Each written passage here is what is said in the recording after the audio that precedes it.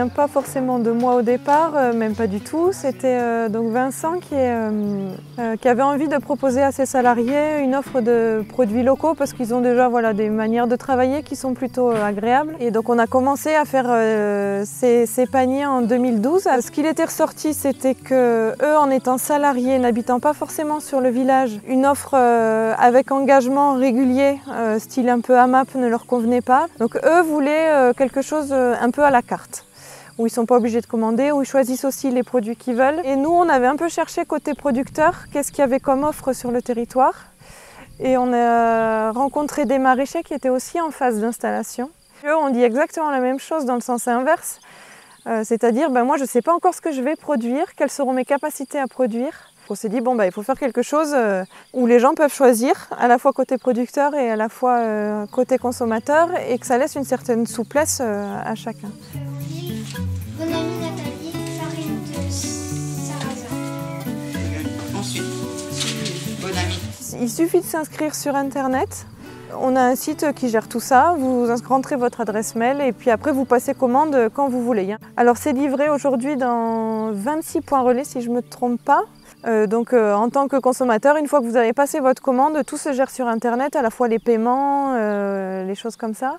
Et vous n'avez plus qu'à retirer votre panier dans le point relais que vous avez choisi. Faut vérifier d'abord.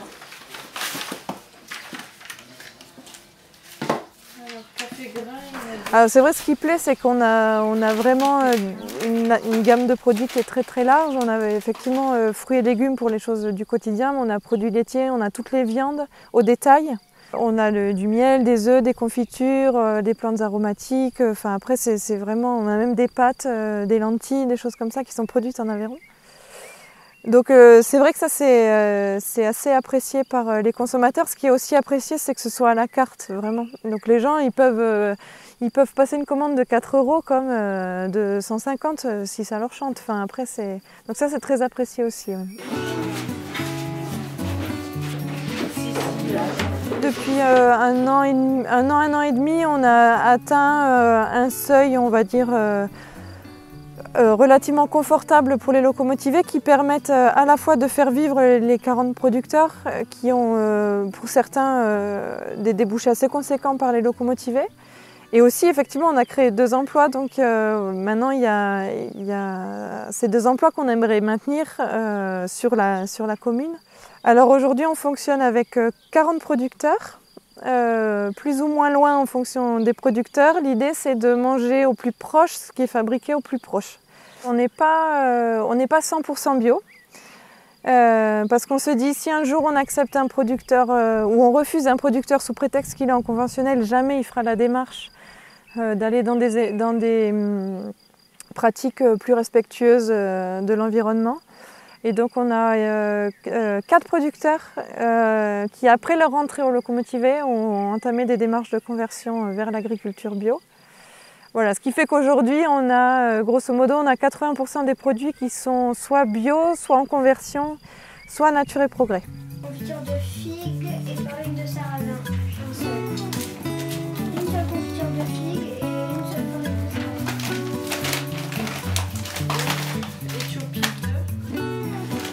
sarrasin. Le plus difficile, c'est d'arriver à constituer un groupe. Au locomotivé, on nous demande souvent comment on a fait pour créer ce groupe qui est vraiment hyper sympa. Enfin, on rigole bien, on arrive à se dire les choses très facilement, il n'y a jamais eu de dispute. Et je crois que ça tient juste au fait qu'on tient à la convivialité vraiment. Et on mange ensemble par exemple. C'est tout bête, mais les réunions, c'est pas juste des réunions, chacun apporte son plat à partager et on passe toujours un temps au milieu de la réunion où on arrête et on mange.